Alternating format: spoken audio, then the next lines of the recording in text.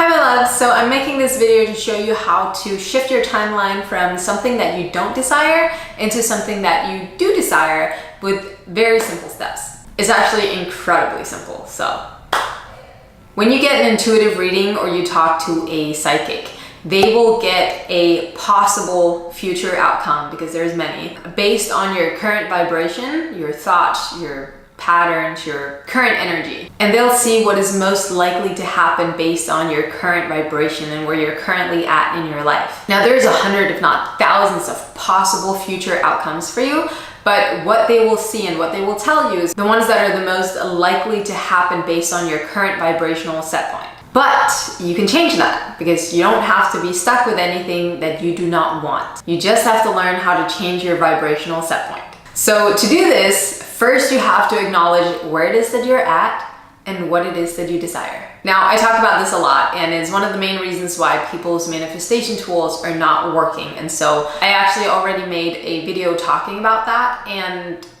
I recommend you watching that to better understand what it is that I'm talking about. But here, in this case, once you've acknowledged what it is that you want, then you have to get out of the way and let the universe deliver. Now, that might not be as simple for everyone, but to get there, first you have to look at where you're currently at. What does your current energy look like?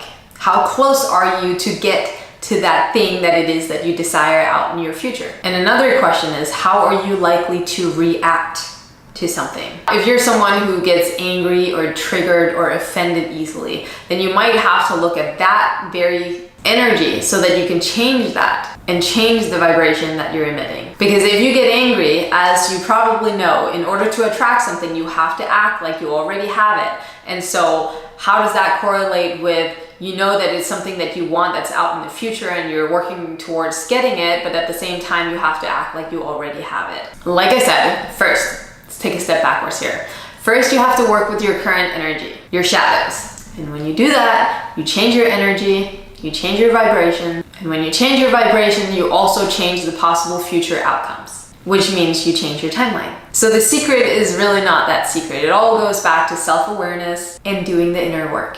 Now, I know a lot of people like to use a lot of different words to talk about the same topic, but you change your vibration, you change what you attract, and therefore you change your timeline. While getting there might not be that simple, the recipe is really simple. So the main challenge in this recipe, I guess, is to get out of the way, so to say. Once you put something out there that you would like to attract or like to manifest, how do you allow the universe to deliver without getting in the way?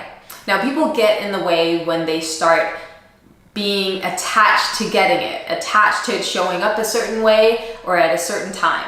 When you're attached to anything in regards to what it is that you desire, then you're not letting it come to you because you think your plan, your ideas are better than the universe. So to get out of the way, in simple steps, observe what it is that comes up when it comes up. Is it anger? Is it frustration? Is it impatience? Is it a lack of discipline? Whatever it is, question yourself. This is where the inner work and doing the shadow work and looking at like self-awareness comes in.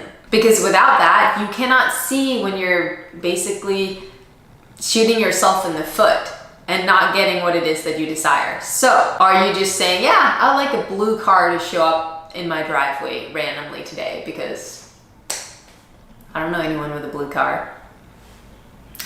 You probably don't care about that. And so you have very little attachment to those things. So a little commercial break. You know, I said blue car. This is my neighbor pulled into my driveway literally an hour after I did the video. I went outside to do some different work, and they have two white cars. For some reason today, there is a brand new blue car in the driveway. Just saying. That's why you see small things often manifesting a lot faster. When you talk about something, all of a sudden they show up because you just talked about it and then you let it go. And that's what you have to do with bigger things as well. And so that is how you get out of the way.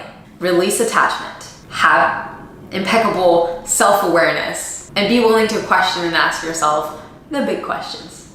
So your timeline is basically just looking at your future. Parallel realities are realities that are happening simultaneously as this one.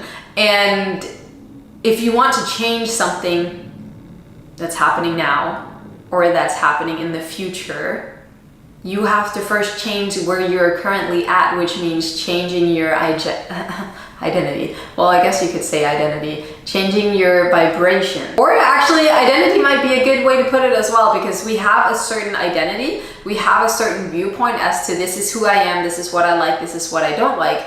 Who we are, and a lot of people are set in that. And in order to become something new, you have to let go of your identity. You have to be willing to not be attached to certain things. And so when we do that self-work, it basically means we're changing our identity in a way, depending on how broad you want to go with the term identity. So that's basically how you change your timeline. I'll let you watch the other video on why your manifestation game is very likely not working. I hope you enjoy it, and I hope you enjoyed this video, and make sure to subscribe, hit the notification bell, all that good stuff. Stick around for more magical moments, and I will see you soon.